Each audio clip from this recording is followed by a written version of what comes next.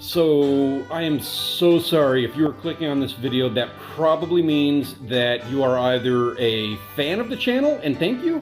I don't know why you'd be clicking on this if that's the case, but thank you regardless. Or you have a busted Penn reel that you're trying to fix. And if that's the case, I'm really sorry to hear that. You and I are in the same boat. So we're going to be working on a Penn Conflict 4000 series reel.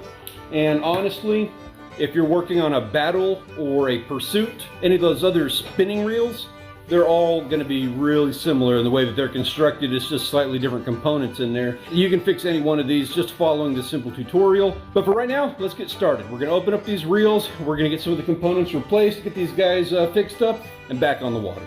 Just before we get started, real quick, if you are interested in some maybe amazingly decent and not at all terrible fishing content here on YouTube, content that doesn't suck, with myself, my wife, and the rest of my family, maybe consider subscribing and slapping that captain's bell so that you never miss an opportunity to go on a little fishing trip with us. But we're not going to be able to do that if we don't get these reels fixed, so let's get back to that. Okay, first things first, we need to break this guy apart. We're going to start by removing the bail. Undo this, just pull that right off. It's not a problem. Then you got to undo this little screw here, and that holds the nut in place. A little difficult to get to, but it's not too bad. Pull that little screw out, and then take a look in there. You're going to need to undo that nut. You're going to need a wrench for this part right here. Give it a couple of turns, and it'll go by hand, and that whole thing can just rotate with it all together.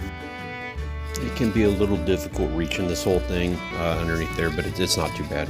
It's not going to come all the way off, but you do need that loosened up so that you can access the main body. So you do that by undoing the screw on the one side and then undoing the handle on the other. Those come right off. They just screw by hand. And then you need to undo these little screws right here on the side of the body. There's going to be 3 of them. Basically all reels have the same set of screws right here. Put them all in the same place. There's going to be a couple of small screws, so keep all those together. Then you're going to undo this guy. This is a different screw. This is going to hold the butt plate together. Undo him, and then set him off to the side in a little different place. This pops right off, and that's it. That's all you need to break her apart. Now let's take a look at the insides. And the first thing you're going to do is take a little screwdriver or something here. If you have any difficulty getting this cover off, just pop it off, use a screwdriver, whatever you need. It shouldn't be too bad. Once you have that off, you're going to remove this little screw, and that kind of holds a couple of different things here in place. But you remove that screw, and then the master gear here will come right out like that. And then the rest of this stuff will come in soup. It all just pops out after that. You look down inside there, you've got the crosswind gear. You're going to need to pull that out. This guy at this point is just going to pull right out. You can set that off to the side so it's not in the way anymore. Pop off that crosswind gear like that. That pretty much gives you access to every single component in there. You get those bearings out of there. This isn't going to, as long as that's spinning freely, I'm not going to replace this part. Now we need to inspect the various pieces. We're going to take a look at this crosswind gear. It's a little beat up, not terrible, but I'm going to go ahead and replace it anyway. This looks okay. It's all greasy and messy, but there's no wear on this. That's not too bad. These bearings, I like to replace them just because it is this main gear that I want to replace. Now, it's kind of hard to tell by looking at this, but you take a look at those teeth, you compare it to the new one that I've got, and those teeth are ground down. They're worn down. They're not going to have the bite on them. On the previous one I fixed here, you can see this thing is completely shattered. So that is the main thing that goes down on these guys, and that is the #1 thing that I want to replace. So now that we have our components, let's put them all back together in our body here. Yeah, first things first, we're going to pop in a new body bearing. Make sure that that's stuffed in there. You can see that fits pretty good. We're going to put in a new crosswind gear and make sure that it rotates and it's sitting in its correct spot. Now we're going to put this guy back on. You want to make sure this groove, see that groove right there? That is going to go around that little knob on the crosswind gear.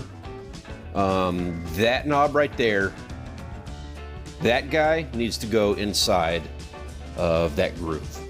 It slides up and down. So you put that guy back on there, and you want the hole to face forward so that that rod from the bail is going to slide back up inside of there, and you can screw the hole back in. Just like that. You see that right there? You need those holes to line up so you can put that screw in. I don't have it at the right angle here, but you just finagle it a little, and you'll be able to get it. We're going to put in our new main gear now, and you want to do that before you screw everything together. You kind of need to put all these components all in there together, loose leaf a little bit until they all fit. Make sure they rotate. Make sure that they're fitting together. There's no issues with the interior of the body and things like that, that you got everything right. Give it a little bit of a spin. You'll see everything acting the way that it's supposed to act.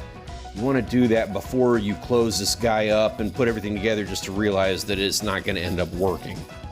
And that's how you do that. Just finagle with that gear, both the gears, until you get it to the spot that you want. Then you put in this screw after you've lined that hole up so it holds everything in place. Double check it again just to make sure. Now it's just about time to put her back together. Before we do that, we do need to pop out this other bearing here and go ahead and put in the new one. It's a little difficult to get it like that, but if you put it upside down like this, take a screwdriver and just give it a pop, and that bearing is going to come right out. Now we can put in the new one. Just slips right into place, just like that. And she's ready to go. We can put it right back onto the body here.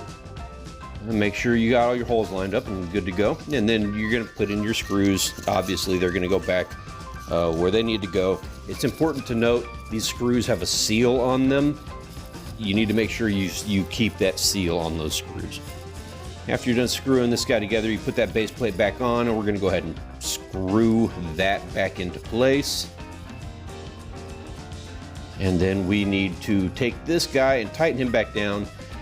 This is a little difficult unless you have a little, get a smaller wrench. This crescent I have is just a bit of a pain, but you want to make sure this all lines up. It's tight.